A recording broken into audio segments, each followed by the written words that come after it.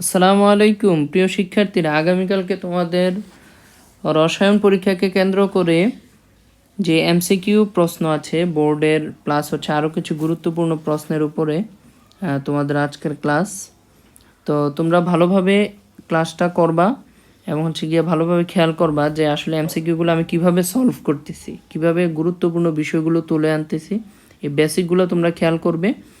আর ক্লাসটা ভালো করে করলে ইনশাল্লাহ আশা করি তোমরা সবগুলো এমসিকিউ খুব সুন্দরভাবে সঠিক উত্তর দিয়ে আসতে পারবে।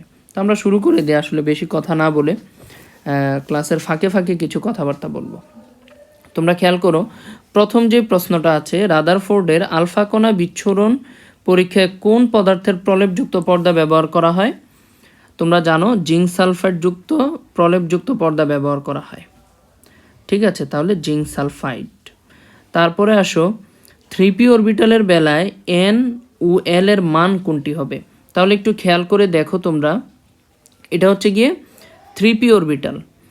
তাহলে 3p এর ক্ষেত্রে n এর মান যদি 3 হয় এবং p এর ক্ষেত্রে আমরা জানি l এর মান কত হবে। এখন আমরা জানি l এর মান হচ্ছে 0 সহ এবং 0 হতে n-1 পর্যন্ত, তাই না? তাহলে খেয়াল করো, n এর মান যদি 3 হয় তাহলে l এর মান কত হবে? এখানে l এর মান হবে 3p এর ক্ষেত্রে আমরা জানি l হবে 0, 1, 2।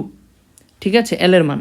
তাহলে এই ক্ষেত্রে যদি আমরা বলি 0 মানে হচ্ছে s, 1 মানে হচ্ছে p, 2 মানে হচ্ছে d, তাহলে এখানে দেখো ভালোভাবে খেয়াল করে n is equal to 3 এবং p এর ক্ষেত্রে l is equal to 1। তাহলে n is equal to 3, l is equal to 1। তাহলে রাইট অ্যান্সার হচ্ছে n is equal to 3, l is equal to 1। তারপরে আসো, 3 নাম্বার যে প্রশ্নটা দেওয়া আছে, একটি মৌলের পরমাণুর বহিস্তরের দুটি অরবিটালের ইলেকট্রন বিন্যাস দেওয়া আছে এরকম 3d10 4s1। পর্যায় সারণীতে মৌলের অবস্থান কোনটি হবে? যদিও এটা বোর্ডে আসে নাই, কিন্তু এটা একটা গুরুত্বপূর্ণ প্রশ্ন। এখানে একটা বেসিক আছে, এই জন্য তোমাদের এটা আমি দেখাইতে যাচ্ছি। একটি মৌলের পরমাণুর বহিস্তরে দুটি অরবিটালের ইলেকট্রন বিন্যাস হচ্ছে 3d10 4s1। তাহলে খেয়াল করে দেখো পর্যায় সারণীতে তার অবস্থান, পর্যায় কোনটা, গ্রুপ কোনটা। প্রথমে আমরা পর্যায়টা সিলেক্ট করে ফেলি। যেমন যেহেতু এখানে ম্যাক্সিমাম প্রিন্সিপাল কোয়ান্টাম নাম্বার হচ্ছে গিয়ে 4, তার মানে এটা হচ্ছে চতুর্থ পর্যায়। তাহলে তৃতীয় পর্যায়ের এটা বাদ চলে যাবে। তাহলে আমার কাছে হাতে আছে কয়টা? এই 3টা, 1, 2, 3, এই 3টে। এবার 3টার ভিতরে আমি গ্রুপটা নির্ণয় করব। আমরা দেখি সর্বশেষ ইলেকট্রনটা 3d10, মানে অর্থাৎ সর্বশেষ ইলেকট্রনটা ডিতে গিয়েছে। তো যদি সর্বশেষ ইলেকট্রন ডিতে প্রবেশ করে তাহলে আমরা তার গ্রুপ নির্ণয়ের ক্ষেত্রে আমরা জানি সর্বশেষ ইলেকট্রন ডিতে প্রবেশ করলে গ্রুপ সংখ্যা হচ্ছে গিয়ে n-1 ডিতে ইলেকট্রন কয়টা থাকে, প্লাস এটা হচ্ছে গিয়ে n s এ কয়টা ইলেকট্রন থাকে। তো লেখে n-1 ডি, এখানে আছে কয়টা? 10টা। আর 4s, s এ আছে তোমার হচ্ছে একটা, তাহলে টোটাল 11। তার মানে এটা হচ্ছে গ্রুপ 11। তাহলে এটা কোনটা হবে? গ্রুপ 11। তাহলে এটার অ্যান্সার হচ্ছে ক। তাহলে এটা কেন হলো না গ্রুপ 11 হওয়ার পরেও? কারণ এখানে পর্যায় বলছে 3, এই কারণে এটা হয় নাই। তাহলে অ্যান্সার হচ্ছে চতুর্থ পর্যায়, এরপর গ্রুপ 11। এখন এ বি এর বিষয়টা তোমাদের লাগবে না, কারণ এ বি এর বিষয়টা এখন আর আসে না। ঠিক আছে, এখন স্তম্ভ নর্মালি আসে। তারপরে দেখো এরপরের কোশ্চেনগুলো তোমাদের যেগুলো শর্ট সিলেবাসে আছে এবং যেগুলো বোর্ডের, আমি শুধু এইগুলোই তোমাদের পড়াবো। এখানে অনেকগুলো কোশ্চেন তোমাদের নিয়ে এসেছি, সবগুলো তোমাদের লাগবে না। এখানে দেখো 6 নম্বর প্রশ্নটা গুরুত্বপূর্ণ। নিচের 4টি কোয়ান্টাম সংখ্যার মানের কোন সেটটি অবাস্তব? তোমরা এটার বেসিকটা তোমরা বুঝতে হলে তোমরা মনে রাখবা যে এই মানে বাস্তব অথবা অবাস্তব যে কোনো 4টি কোয়ান্টাম সংখ্যার মানের ক্ষেত্রে এটা তুমি কিভাবে নির্ণয় করবা 4টা কোয়ান্টাম সংখ্যার মানের ক্ষেত্রে। এখানে আসলে বেসিক্যালি নির্ণয় করার উপায় আছে কিছু। যেমন এখানে তুমি এটার জন্য যাইতে হবে হচ্ছে গিয়ে পাউলির বর্জন নীতি। ঠিক আছে, পাউলির বর্জন নীতি কি বলে? যে কোনো দুটি ইলেকট্রনের জন্য 4টি কোয়ান্টাম সংখ্যার মান কখনোই সমান নয়। ঠিক আছে, পাউলির বর্ণনীতে প্লাস মানে 4টি কোয়ান্টাম সংখ্যা, যে কোনো এক মানে যে কোনো ইলেকট্রনের জন্য 4টা কোয়ান্টাম সংখ্যার মান কখনোই সমান হবে না। এখন এখানে খেয়াল করে দেখো, এখানে 6-এর সঠিক উত্তর হচ্ছে গ। কিভাবে হলো, এখানে দেখো n ইজ ইকুয়াল টু 3, এল তাহলে 3, l ইজ ইকুয়াল টু 2, তার মানে কি বোঝায়, এটা হচ্ছে 3D। ঠিক আছে, 3D। এখন এখানে 3D বোঝায়। এখন তাহলে m এর মান কত? তো m আমরা জানি হচ্ছে গিয়ে 0 সহ এবং 0 হতে প্লাস মাইনাস l। তার মানে যেহেতু l এর মান এখানে 2, m এর মান হচ্ছে গিয়ে এখানে হওয়ার কথা 0 প্লাস মাইনাস 2। তার অর্থ কি, 0 এবং 0 হতে প্লাস মাইনাস 2, মানে m হবে -2, -1, 0, +1, +2, ম্যাক্সিমাম হবে এটা। এখানে -3 দিছে ডি এর মান, যেটা কখনোই কারেক্ট নয়। তাহলে আমরা 4টা জিনিস যদি একটু জাস্টিফাই করি তাহলে আমরা বুঝে যাব যে এখানে mainly n is equal to 3, এখানে mainly n is equal to 3, l is equal to 2 আমি বুঝলাম, but l is equal to যখন 2, m ইজ ইকুয়াল টু -3 কখনো হবে না। m ইজ ইকুয়াল টু -2, -1, 0, +1, +2, ঠিক আছে, এরকম হবে। তার মানে এরপর আর যাওয়ারই দরকার নাই। তাহলে অবাস্তব হচ্ছে এই গ। তাহলে আমরা একটু কুমিল্লা বোর্ডে আসছে একটা কোশ্চেন, আমরা এটা দেখি। আমি খুব দ্রুত যাব কারণ অনেকগুলো প্রশ্ন তোমাদের সলভ করব আমি, আর এর মাঝখানেরগুলো তোমাদের দরকার নাই কারণ এগুলো শর্ট সিলেবাসেও নাই।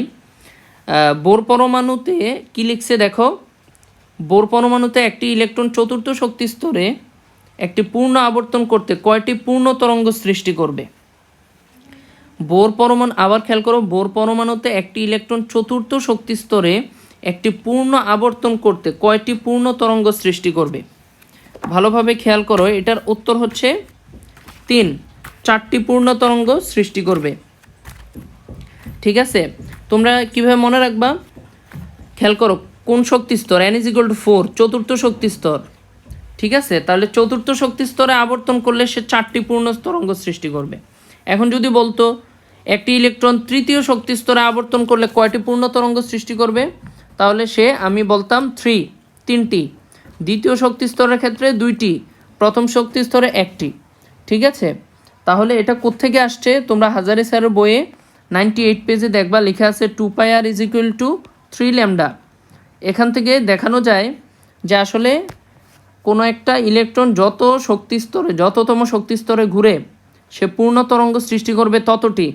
কালকে হুবহু যদি এই প্রশ্ন আসে তাহলে তোমরা যততম শক্তি স্তরে ঘুরে ওই অনুপাতে তোমার হচ্ছে পূর্ণ তরঙ্গ লিখে দিবে। তারপরে মোটামুটি এখান থেকে এই পেজ থেকে আর লাগবে না, আমরা সামনের পেজে যাই। এখানে দেখি বেশ কিছু এমসিকিউ আছে। এখানে আমরা গুরুত্বপূর্ণ একটা এমসিকিউ দেখতে চাই। এখানে দেখো, এখানে 29 নম্বরের যে প্রশ্নটা, এটা একটা গুরুত্বপূর্ণ, বোর পরমাণু মডেল থেকে এসেছে, ভালোভাবে খেয়াল করো। যদিও এটা বোর্ডে আসে নাই তবে এটা ইম্পর্ট্যান্ট, আসার মতো। দেখো, তৃতীয় শক্তি স্তরের জন্য এমভিআর মান নিচের কোনটি? তাহলে শক্তি স্তর আমরা জানি MVR is equal to NH/2π। তাহলে তৃতীয় শক্তি স্তরের ক্ষেত্রে n ইজ ইকুয়াল টু 3, তাহলে আমরা লিখব MVR is equal to 3h/2π। তাহলে সঠিক উত্তর হচ্ছে 29-এর গ। জাস্ট শুধু n এর বদলে আমরা কি বসিয়ে দিয়েছি, আমরা 3 বসিয়ে দিয়েছি। 30 নম্বর প্রশ্নটা দেখো, কোন মতবাদে পরমাণুকে সৌরজগতের সাথে তুলনা করা হয়েছে? বইয়ে দেখবা রাদারফোর্ডের পরমাণু মডেল। এই কারণে রাদারফোর্ডের, এখানে আরও কিছু এক্সট্রা ইনফরমেশান আছে, এ কারণে রাদারফোর্ডের পরমাণু মডেলকে সৌর মডেলও বলা হয়, সৌর মডেলও বলা হয় রাদারফোর্ডের পরমাণু মডেলকে, সেম কারণে। তারপরে আরও আছে, যেমন রাদারফোর্ডের পরমাণু মডেলকে নিউক্লিয়ার মডেলও বলা হয়। তোমরা এগুলোও মনে রাখবা, নিউক্লিয়ার মডেলও বলা হয়। কেন? যে ভাইয়া এখানে নিউক্লিয়াস আবিষ্কার করা হয়েছে এই জন্য। আবার সোলার সিস্টেম অ্যাটম মডেলও বলা হয়। ঠিক আছে, তারপরে তোমাদের আরেকটা গুরুত্বপূর্ণ প্রশ্ন হচ্ছে, শর্ট সিলেবাসের আলোকে যদি আমি বলি, এখান থেকে এটা 33 নম্বর প্রশ্নটা ইম্পর্টেন্ট। অসীম দূরত্ব থেকে ইলেকট্রন তৃতীয় শেলে স্থানান্তরিত হলে নিচের কোন বর্ণালী সিরিজ উৎপন্ন হয়? তাহলে অসীম দূরত্ব থেকে আসছে না অন্য কোনো জায়গা থেকে আসছে? ধরো উপরের যে কোনো শক্তিস্তর, চতুর্থ, পঞ্চম, ষষ্ঠ, সপ্তম, অসীম বলো, 100 বলো, যাই বলো, উপরের শক্তিস্তর আমার ফ্যাক্ট না। সিরিজ নির্ণয়ের ক্ষেত্রে আমার ফ্যাক্ট হচ্ছে কততম শক্তিস্তরে আসছে। যেমন এখানে তৃতীয় শেলে যদি আসে, আমরা জানি প্রথম শেলে যদি আসে এটা হবে লিম্যান সিরিজ। আমরা জানি দ্বিতীয় শক্তিস্তরে আসলে এটা হবে বামার সিরিজ, এবং তার উপরে কোনো শক্তিস্তর থেকে আসলে এটা হবে উপরে বলতে তৃতীয় শক্তিস্তরে যদি আসে লিম্যান বামার, তারপর হবে পেস্টেন সিরিজ, পেস্টেন সিরিজ। চতুর্থ শক্তিস্তরে আসলে ব্রাকেট সিরিজ। পঞ্চম শক্তিস্তরে আসলে ফুন সিরিজ। ষষ্ঠ শক্তিস্তরে আসলে হামফ্রেস সিরিজ। এগুলো তোমরা জানো, স্যারদের বইয়ে আছে। তাহলে এখানে আসছে কততম শক্তিস্তরে এটা দেখবা, তৃতীয় শক্তিস্তরে, তার মানে এটা হচ্ছে পেস্টেন সিরিজ। ঠিক আছে, 33-এর ক। তারপরে হচ্ছে গিয়ে এখানে বলছে যে ইলেকট্রন বিন্যাসের সাধারণ নিয়মের ব্যতিক্রম দেখা যায় কোনটিতে? ইলেকট্রন বিন্যাসের সাধারণ নিয়মের ব্যতিক্রম দেখা যায়, তোমরা জানো ক্রোমিয়ামে। এটার ব্যাখ্যা এখন দিব না, কারণ এটা তোমরা জানো, তোমরা ইলেকট্রন বিন্যাস করে দেখবা। আচ্ছা যাও বলে দিচ্ছি, এখানে ক্রোমিয়ামের ইলেকট্রন বিন্যাস করলে তোমরা দেখতে পাবা ওখানে শেষে 4s2 3d4 হয়। এর বদলে আমরা কি লিখব? সুস্থিত ইলেকট্রন বিন্যাসের জন্য আমরা জানি কোনো একটা অরবিটালে পরিপূর্ণ বা অর্ধপূর্ণ অবস্থায় সে সুস্থিত থাকে। যেমন এসে যদি 2টা ইলেকট্রন থাকে আমরা বলবো এস অরবিটাল ইলেকট্রন দ্বারা পরিপূর্ণ, তার মানে সুস্থিত। ডিতে 5টা থাকলে অর্ধপূর্ণ সুস্থিত, কিন্তু এখানে ডিতে 4টা। এস সুস্থিত হলেও ডি সুস্থিত হয় নাই। পরমাণু সর্বোচ্চ সংখ্যক সুস্থিত অবস্থায় থাকে, তাই এখানে কি হবে বিষয়টা, এই এসে আসবে একটা ইলেকট্রন আর ডিতে যাবে 5টা ইলেকট্রন, তাহলে এই অবস্থায় পরমাণুটা সবচাইতে বেশি সুস্থিত হবে। এই জন্য এটা হচ্ছে ইলেকট্রন বিন্যাসের ব্যতিক্রম। তাহলে তোমাদের কাছে কমেন্টে কোশ্চেন রেখে গেলাম যে আরেকটা ব্যতিক্রম আছে কোন পরমাণুতে, এটা তোমরা কমেন্টে উত্তর দিবা। তারপরে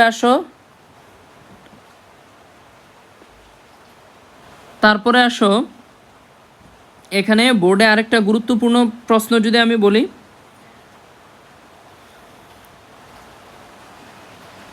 এখান থেকে তোমাদের এই অধ্যায় রিলেটেড আর নাই, আমরা সামনে চলে যাব। এখানে দেখো, এখানে অনেকগুলো বোর্ডের কোশ্চেন আছে। আচ্ছা, এখানে দ্রাব্যতার ম্যাথ কোনটা?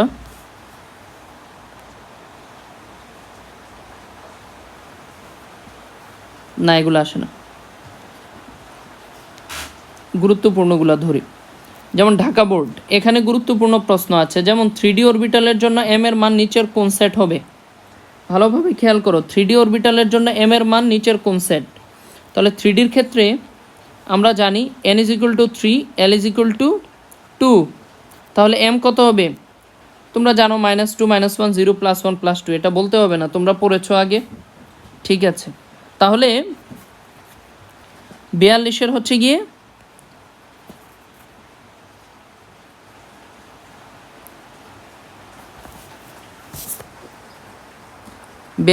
গ। তারপরে আমরা যাব হচ্ছে 43-এর ক্ষেত্রে দেখো এখানে বলছে একটা সমীকরণ দিয়েছে, সমীকরণ দিয়ে বলেছে সমীকরণটিতে লাইম্যান সিরিজের ক্ষেত্রে n1 = হোয়াট? লাইম্যান সিরিজ, ভালোভাবে খেয়াল করো, লাইম্যান সিরিজ = হোয়াট? তো এখন আমরা এটার বেসিকটা একটু বুঝি, এখানে বেসিকটা আমরা বুঝতে হবে, ভালোভাবে খেয়াল করো। লাইম্যান সিরিজের ক্ষেত্রে আমরা জানি উপরের যে কোনো শক্তিস্তর থেকে কোথায় আসবে? উপরের যে কোনো শক্তিস্তর থেকে প্রথম শক্তিস্তরে ফিরে আসবে। তার মানে উপরের যে কোনো শক্তিস্তর থেকে যদি প্রথম শক্তিস্তরে ফিরে আসে, এখানে আসলে বেসিকটা একটু বলি যে উপরের যে কোনো শক্তিস্তর থেকে প্রথম শক্তিস্তরে ফিরে আসলে যেখান থেকে ফিরে আসলো, ধরলাম দ্বিতীয় শক্তি স্তর থেকে ফিরে আসলো, তাহলে N2 ইজ ইকুয়াল টু হবে 2, আর যেখানে ফিরে আসলো N1 হবে 1।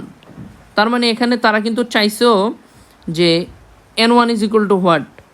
লাইম্যান সিরিজের ক্ষেত্রে আমরা জানি N1 is equal to 1, very basic question. তারপরে হচ্ছে গিয়ে এখানে বলছে যে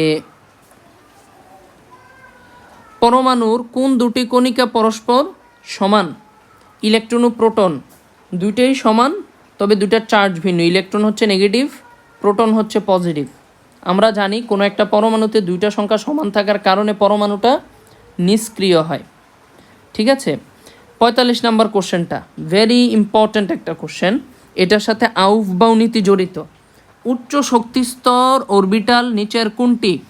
আমি খুব দ্রুত যাচ্ছি। উচ্চ শক্তির অরবিটাল নিচের কোনটি? তাহলে শক্তি হিসাব করতে আমরা কোন সূত্র ব্যবহার করি? আউফবাউ নীতি, N+L নীতি, শক্তি হিসাব করার জন্য। 4F এর শক্তি N is equal to 4, F এর ক্ষেত্রে L ইজ ইকুয়াল টু 0, 1, 2, 3, 4 + 3 মানে হচ্ছে 7, আর 5S এর শক্তি হচ্ছে 5, 5P 6, 6X 6। তার মানে হচ্ছে গিয়ে 4F এর শক্তি কত? 4F এর শক্তি হচ্ছে 7। তার মানে হচ্ছে উচ্চ শক্তির অরবিটাল এগুলোর মধ্যে 4F। পি অরবিটালের আকৃতি তোমরা জানো, পি অরবিটালের আকৃতি হচ্ছে ডাম্বেল আকার। নিচের পারমাণবিক সংখ্যাযুক্ত মৌলের কোনটি পি ব্লক যুক্ত? দেখো এটা আমি পর্যায়বৃত্ত রসায়নের এমসিকিউতে দেখিয়ে দিব যে আমরা কিভাবে ব্লক নির্ণয় করব। শুধু একটা বেসিক এখানে বলে যাই, পি ব্লক যুক্ত যদি পরমাণুর অবস্থান নির্ণয় করতে হয়, তার মানে কি হতে হবে?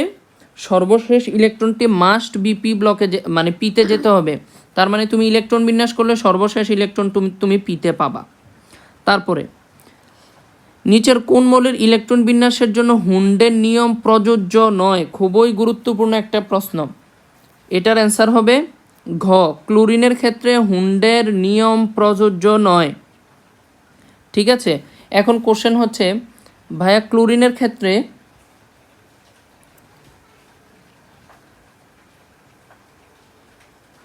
কোনটা নিচের পারমাণবিক সংখ্যাযুক্ত মূলক কোনটি পি ব্লক যুক্ত? না, এটা বলেছি আমি, এটা হচ্ছে পর্যায়বৃত্ত রসায়নের ভিডিওতে দেখাবে। হ্যাঁ, এটার অ্যান্সার হচ্ছে গ, মানে 33। ঠিক আছে, বাট এটা আমি পর্যায় সারণীতে ব্যাখ্যা দিব। নিচের কোন মৌলের ইলেকট্রনের হুন্ডের নিয়ম প্রযোজ্য নয়? অ্যান্সার হচ্ছে ক্লোরিন। এখন ভাইয়া কেন ক্লোরিন? ভালোভাবে খেয়াল করে দেখো, হুন্ডের নিয়ম আইডিয়ালি প্রযোজ্য কোথায়? হুন্ডের নিয়ম আইডিয়ালি প্রযোজ্য আমরা বলি নাইট্রোজেনে। কেন? কারণ দেখো 7, আমি যদি ইলেকট্রন বিন্যাস করি লিখবো 1s2, 2s2, 2px, 2py, 2pz। এখানে 3টা ইলেকট্রন আছে, আমি 3টা অযুগ্মভাবে প্রবেশ করাবো। যদি 3টা আমি অযুগ্মভাবে প্রবেশ করাই, তার মানে হচ্ছে কি, তার মানে এটা আইডিয়ালি হুন্ডের নীতি আলোকেই আমি করলাম। আমি কিন্তু চাইলে 2px দুইটা দিয়ে দিতে পারতাম, 2py দিতে পারতাম, কিন্তু এটা কারেক্ট হতো না। এটাই হুন্ডের নীতি যে প্রত্যেকটা অরবিটালে ইলেকট্রনগুলো সর্বোচ্চ সংখ্যা অযুগ্ম অবস্থায় থাকে। কিন্তু ক্লোরিনের ক্ষেত্রে আমি হুন্ডের নিয়ম কি দেখাবো বলো? 1s2, 2s2, 2p6, 3s2, 3px, 3py, 3pz। তাহলে এখানেও দুইটা আছে, এখানেও দুইটা আছে, এখানে একটা। তাহলে এখানে আর হুন্ডের নীতি আর কি? 3pz তো এমনিও একটা থাকে। তো এই জন্য এখানে বলা হয়েছে যে আসলে কোনটার ক্ষেত্রে হুন্ডের নীতির দরকার নাই, ক্লোরিনের ক্ষেত্রে। কারণ এখানে যে অরবিটালটা থাকে এখানে তো একটা সিঙ্গেল ইলেকট্রন থাকে, তাহলে এই ক্ষেত্রে আর হুন্ডের নীতির কেন প্রয়োজন? আশা করি বুঝতে পেরেছ। তরঙ্গ সংখ্যা কোন রশ্মির ক্ষেত্রে বেশি? এটা যদিও শর্ট সিলেবাসের অন্তর্ভুক্ত না, তারপরেও বোর্ডে এসেছে। তোমরা জানো কার ক্ষেত্রে তরঙ্গ সংখ্যা সবচেয়ে বেশি? যার ক্ষেত্রে তরঙ্গ দৈর্ঘ্য সবচেয়ে কম, যেমন এক্স রে। আমরা জানি তরঙ্গ সংখ্যার সাথে তরঙ্গ দৈর্ঘ্য পুরো ব্যস্তানুপাতিক, v/1/λ। ঠিক আছে, মানে পুরো উল্টা। তার মানে এক্স রের ক্ষেত্রে তরঙ্গ সংখ্যা সবচেয়ে বেশি, কারণ এক্স রের তরঙ্গ দৈর্ঘ্য সবচেয়ে কম। এই জিনিসটা তোমরা মনে রাখতে হবে। তারপরে আরেকটা গুরুত্বপূর্ণ প্রশ্নে আমরা চলে যাব। দেখো এখানে 53 নম্বর প্রশ্নটা একটু ভালোভাবে খেয়াল করে দেখো, নিচের কোনটির ক্ষেত্রে বোর তত্ত্ব প্রযোজ্য নয়? H+ এর ক্ষেত্রে।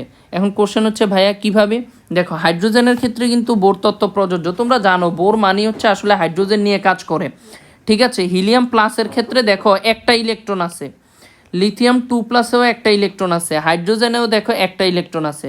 তার মানে বোর পরমাণু মডেলে দেখবা লিখা আছে, কি লেখা আছে ভাইয়া, দেখবা বোর পরমাণু মডেলে স্টার মার্ক দিয়ে সুন্দর করে লেখা আছে একটি ইলেকট্রন বিশিষ্ট মৌল অথবা আয়নের ক্ষেত্রে বোর পরমাণু মডেল প্রযোজ্য। হাইড্রোজেনে একটা ইলেকট্রন আছে, হিলিয়ামেও একটা ইলেকট্রন, লিথিয়ামেও একটা ইলেকট্রন, তাই বোর পরমাণু মডেল এগুলোর ক্ষেত্রে পড়ে। H+ তো ইলেকট্রনই নাই, নো ইলেকট্রন, তাহলে এটার ক্ষেত্রে আবার বোর পরমাণু মডেল আসবে কোত্থেকে? সো এটার ক্ষেত্রে প্রযোজ্য নয়। খুব গুরুত্বপূর্ণ একটা প্রশ্ন, 54 নম্বর প্রশ্নটা দেখো।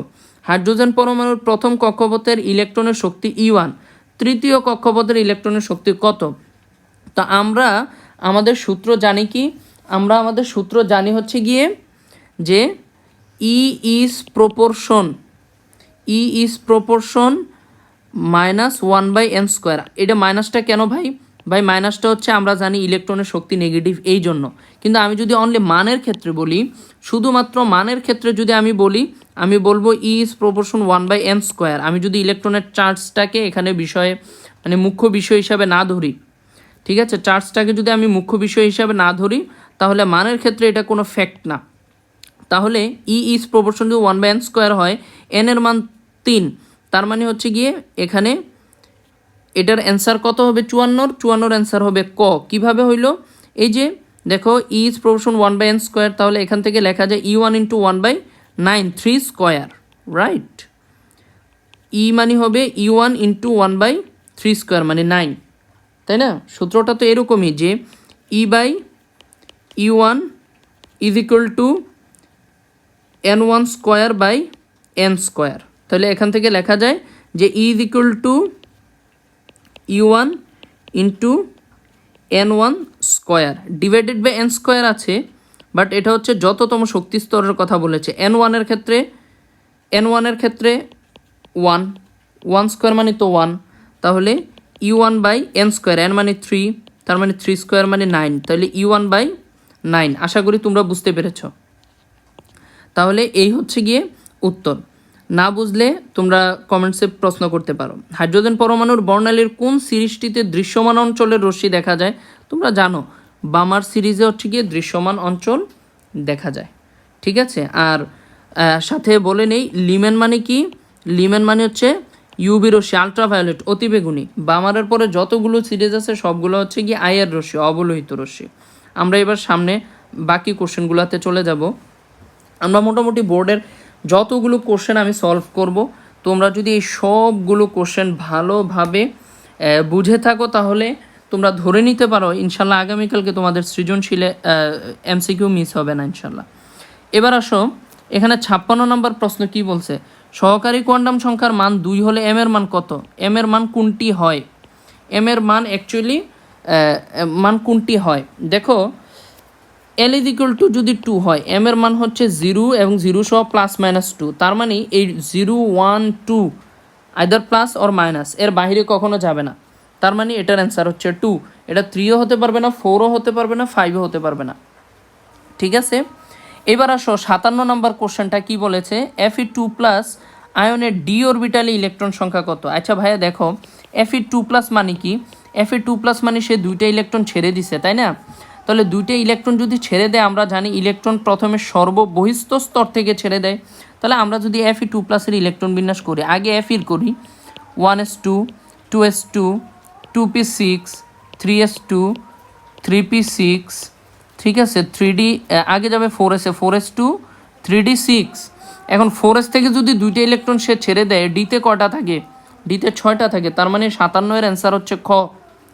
কারণ ইলেকট্রন সবসময় ছাড়ে হচ্ছে গিয়ে সর্ববহিস্থ স্তর থেকে, তাই না? তাহলে 4s থেকে আগে 2টা ইলেকট্রন ছেড়ে দিলে তাহলে এখানে 3dতে কটা থাকবে? 3dতে 6টা থাকবে। সহজ, হিসাব করে দেখো, পেরে যাবা। কোন অরবিটালটি সম্ভব? দেখো 3f কি সম্ভব? এটা কিন্তু আসার সম্ভাবনা অনেক বেশি। শুধুমাত্র যে তোমাদের এমসিকিউতে আসবে তা না, এটা সৃজনশীলের খ নাম্বারেও আসতে পারে। 3f কি কখনো সম্ভব? দেখো n is equal to যদি 3 হয়, l is equal to হবে 0, 1, 2, তাই না? তার মানে 0 মানে s, 1 মানে p, 2 মানে হচ্ছে d, তার মানে spd সম্ভব, তার মানে 3s সম্ভব, 3p সম্ভব, 3d সম্ভব, ঠিক আছে। 3f কখনো সম্ভব না। 2d কি সম্ভব? এটা তো তোমরা একটা ইউনিভার্সাল কোশ্চেনই জানো, 2d কখনো সম্ভব না, কারণ n = 2 হলে l = 0 1, তার মানে sp। 1p সম্ভব? তাও হিসাব করে দেখো সম্ভব না, তার মানে 3d সম্ভব। মাত্রই আমি দেখিয়েছি যে 3d আসলেই সম্ভব, 3d সম্ভব। তাহলে এটার অ্যান্সার হচ্ছে খ।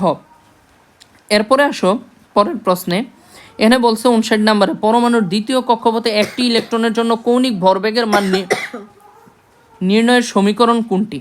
দ্বিতীয় কক্ষপথে একটি ইলেকট্রনের জন্য আমরা যদি নির্ণয় করতে চাই তাহলে কি হবে? এমভিআর = 2h/59 নম্বর, পরমাণুর দ্বিতীয় কক্ষপথের একটি ইলেকট্রনের জন্য কৌণিক ভরবেগের মান নির্ণয়ের সমীকরণ কোনটি? দ্বিতীয় কক্ষপথে আছে, তার মানে আমরা জানি এমভিআর = nh/2π, তাই না? nh/2π।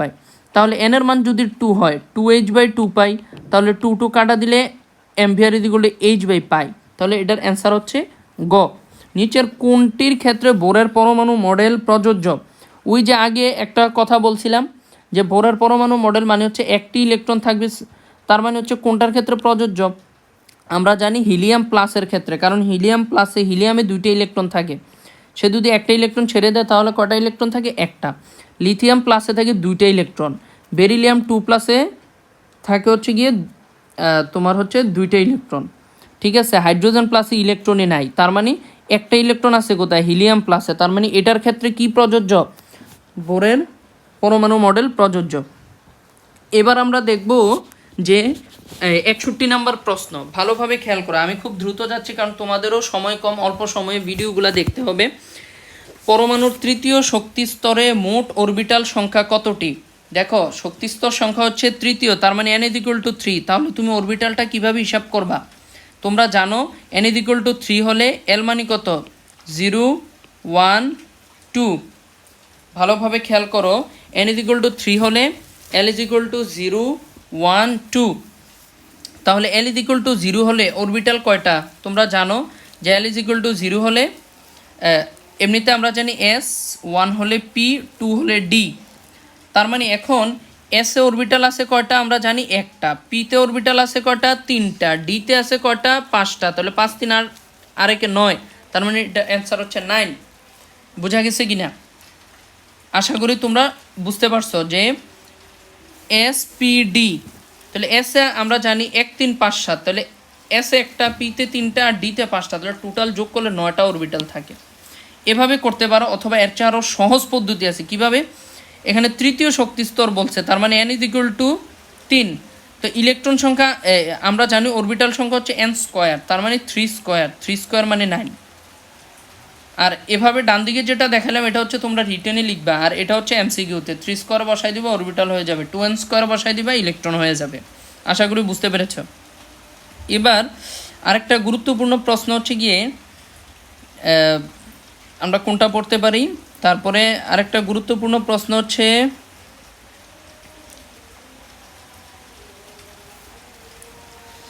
এখানে 65 নম্বর প্রশ্নটা দেখো, উপশক্তি স্তরের ইলেকট্রন ধারণ ক্ষমতা নির্ণয়ের ফর্মুলা।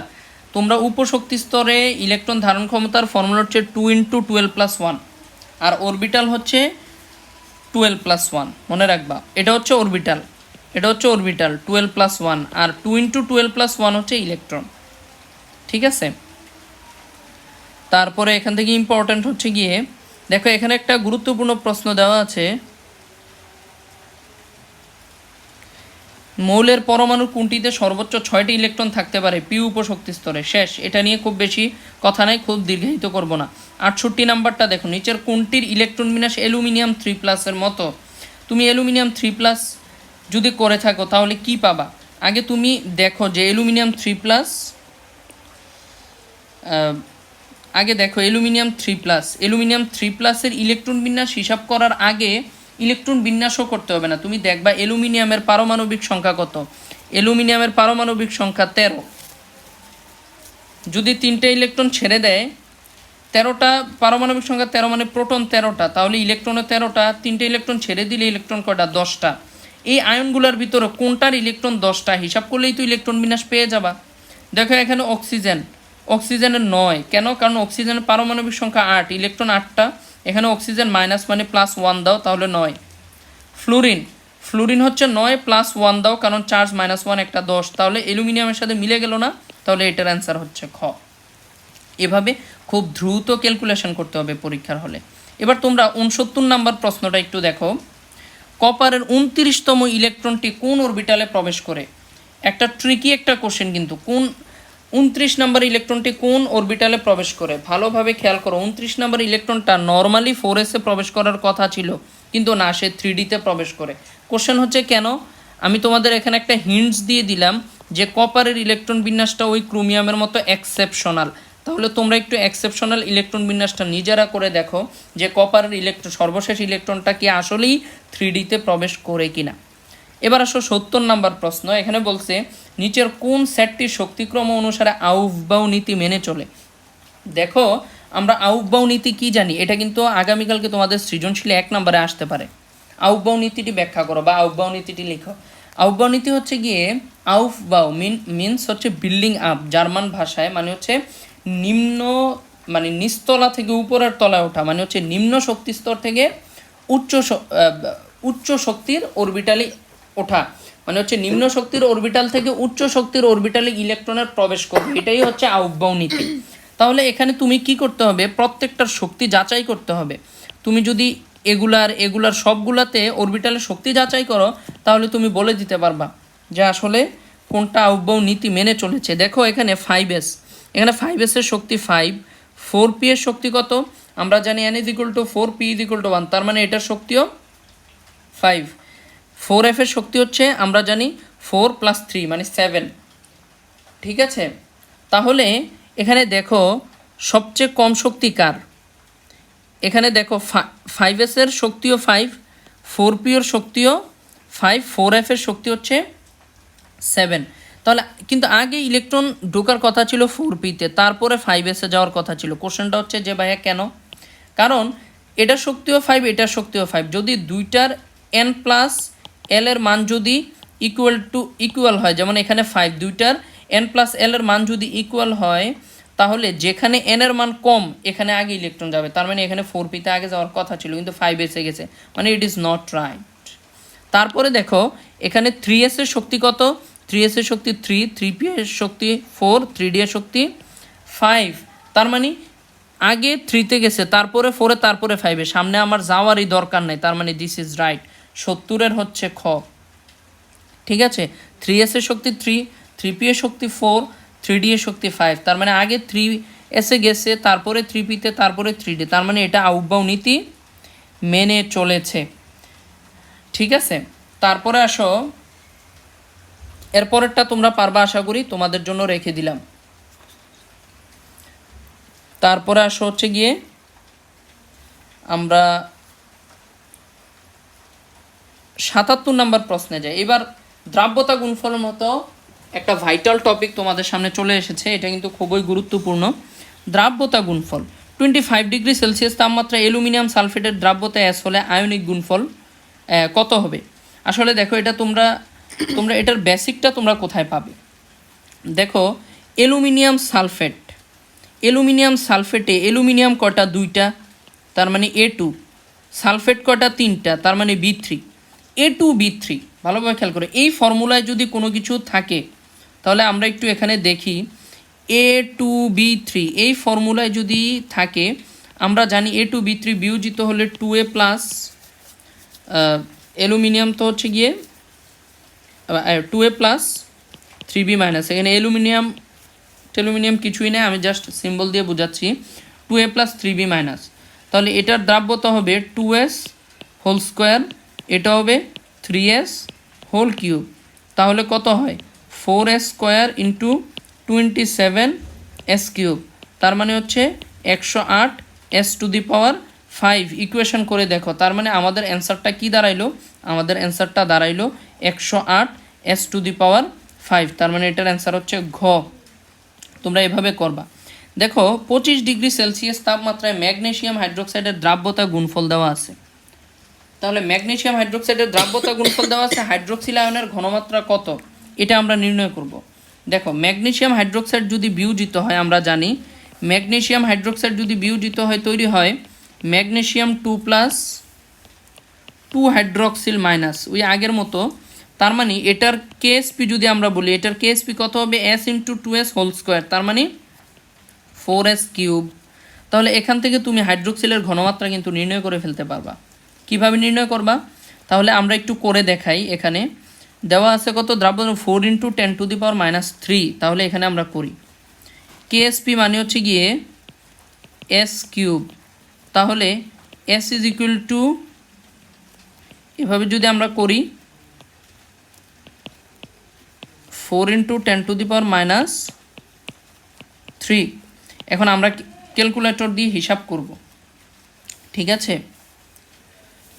আমরা এখন ক্যালকুলেটর দিয়ে একটু হিসাব করি, একটু সময় নিচ্ছি। 4 ইন্টু 10⁻³ তাহলে একটা মিনিট সময় দিবে।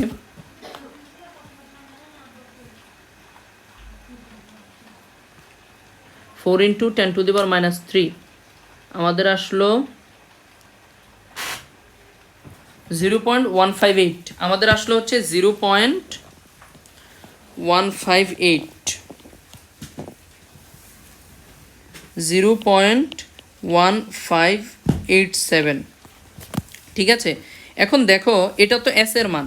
এখন আমরা দেখছি ম্যাগনেসিয়াম হাইড্রোক্সাইড যদি বিয়োজিত হয় তাহলে তৈরি হয় কি ভাই? তাহলে তৈরি হয় ম্যাগনেসিয়াম 2+ আর হাইড্রক্সিল 2 হাইড্রক্সিল মাইনাস, তার মানে এটার দ্রাব্যতা কিন্তু 2s। তার মানে ম্যাগনেসিয়ামের দ্রাব্যতা যদি এস হয় এটা হবে তার দ্বিগুণ। তার মানে আমি তো এস এর মান পাইছি, এস এর মান যেটা হবে এটাকে আমি কি করব? 2 দিয়ে গুণ দিয়ে হাইড্রক্সিলের ঘনমাত্রা পাবো। তাহলে এটাকে আমরা 2 দিয়ে গুণ দিয়ে দিই। তাহলে আমাকে একটু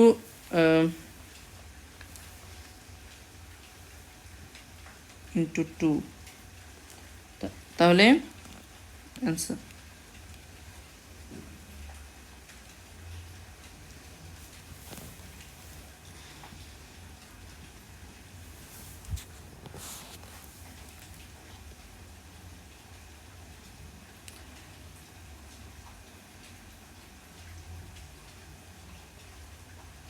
ও আচ্ছা 4 দিয়ে ভাগ দিতে হবে, 4 দিয়ে তো ভাগ দেওয়া হয়নি, এটা 4s³, সরি একটু মিস্টেক হয়েছে, ডিভাইডেড বাই 4s³। 4 যদি আমি কেটে দেই তাহলে এটা কি থাকে?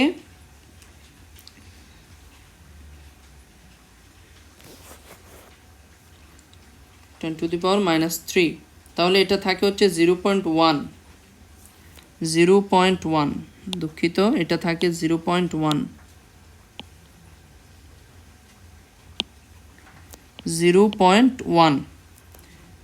ঠিক আছে? তাহলে এটাকে আমরা কি করতে হবে? 2 দ্বারা গুণ দিয়ে দিতে হবে, তার মানে এটা হয়ে যায়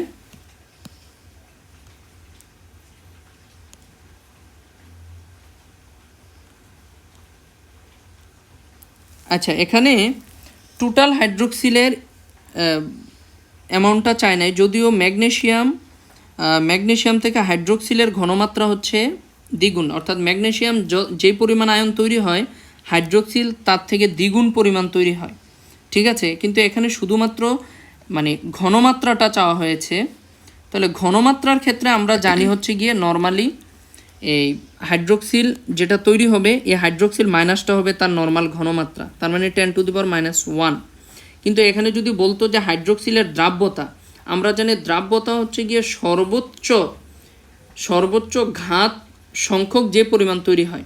তার মানে ম্যাগনেসিয়াম যদি হয় এস, হাইড্রোক্সিল হবে 2s হোল স্কোয়ার, তাই না?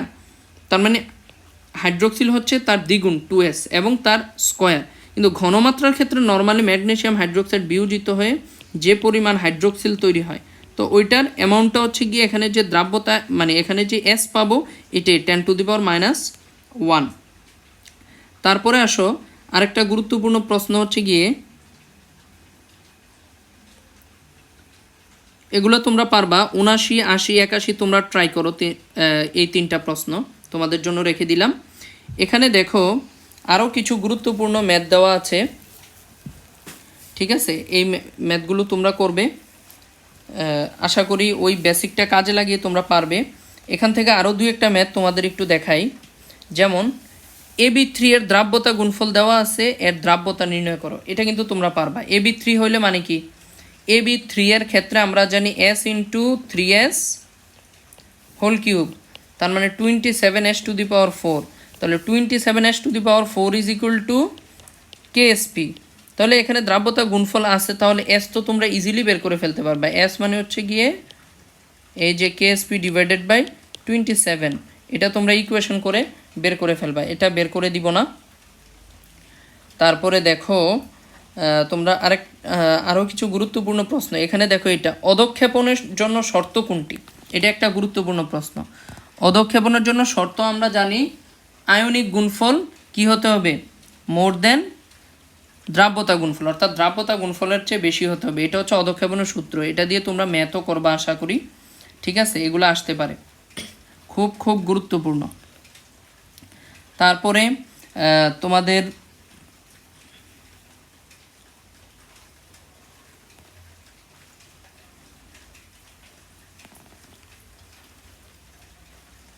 তারপরে আসো, এখানে কিছু প্রশ্ন দেওয়া আছে, গুরুত্বপূর্ণ প্রশ্ন।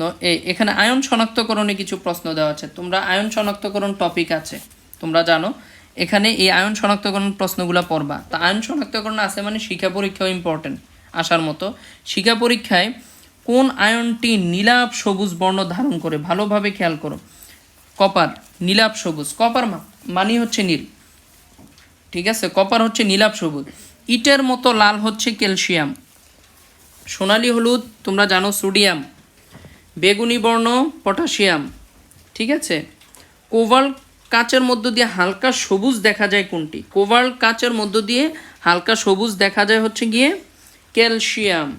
নেসলার দ্রবণে কোন ক্যাটায়ন শনাক্তকরণ করা যায়, এটা কিন্তু সৃজনশীলে 2 নম্বরে আসার মতো খুব গুরুত্বপূর্ণ প্রশ্ন।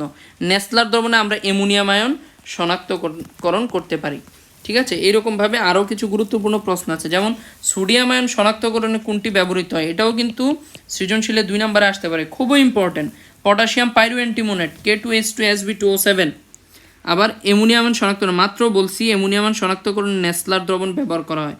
নেসলার দ্রবণের সংকেত কি, নেসলার দ্রবণের সংকেত হচ্ছে K2HgI4 plus potassium hydroxide or sodium হাইড্রোক্সাইডও এখানে ব্যবহার করা যেতে পারে। তারপরে আসো, সর্বশেষ কিছু বোর্ডের প্রশ্ন আছে, গুরুত্বপূর্ণ প্রশ্ন তোমাদের জন্য, এগুলা দেখবা। এটা হচ্ছে 167 নাম্বার প্রশ্নটা, তোমরা একটু দেখো, যেখানে কি বলছে, কোনো লবণের দ্রবণে আয়নগুলোর মোলার ঘনমাত্রার গুণফল, কোনো লবণের দ্রবণে আয়নগুলোর মোলার ঘনমাত্রার গুণফলের ক্ষেত্রে যখন KIP KSP তখন দ্রবণটি সম্পৃক্ত। ইয়েস, আমরা 3টা শর্ত জানি। KIP যদি KSP সমান হয় সম্পৃক্ত দ্রবণ, KIP যদি KSP থেকে বেশি হয় অধক্ষেপ পড়বে অতিপৃক্ত, KIP যদি KSP থেকে কম হয় অসম্পৃক্ত। তার মানে এখানে 3টাই রাইট, তার মানে এটার অ্যান্সার হবে ঘ। তারপরে দেখো 168 নাম্বার প্রশ্ন, ঠিক আছে। পটাশিয়াম ফেরোসায়ানেট বিকারক দ্বারা নিচের আয়নগুলা নিশ্চিত বা শনাক্তকরণ কোন কোন, আমরা জানি কপারের ক্ষেত্রে কিন্তু পারা যায়। তোমরা দেখো এটা জিঙ্কের ক্ষেত্রেও তো পারা যায়, আয়রনের ক্ষেত্রেও তো হয়। তার মানে হচ্ছে গিয়ে 168 এর হচ্ছে আমরা জানি ঘ। তার মানে 3টার ক্ষেত্রে আমরা কি করতে পারি, পটাশিয়াম ফেরোসায়ানেট ব্যবহার করতে পারি। তোমাদের ক্রোমাটোগ্রাফি নাই, এজন্য ক্রোমাটোগ্রাফির বিষয়গুলো তোমাদের এখানে আসবে না। তাহলে আশা করি তোমরা এই MCQগুলো বুঝতে পেরেছ। তোমরা এই আলোকে MCQগুলো সলভ করবা, এবং গুণগত রসায়ন থেকে MCQগুলো এর চেয়ে খুব বেশি কঠিন আসবে না আশা করি ইনশাল্লাহ। আর এরপরে তোমাদের হচ্ছে পর্যায়বৃত্ত রসায়নের আমি প্রায় 70-80টা MCQ ইনশাল্লাহ আমরা সলভ করব। আশা করি তোমাদের এর মাধ্যমে ক্লিয়ার হয়ে যাবে। আল্লাহ হাফেজ।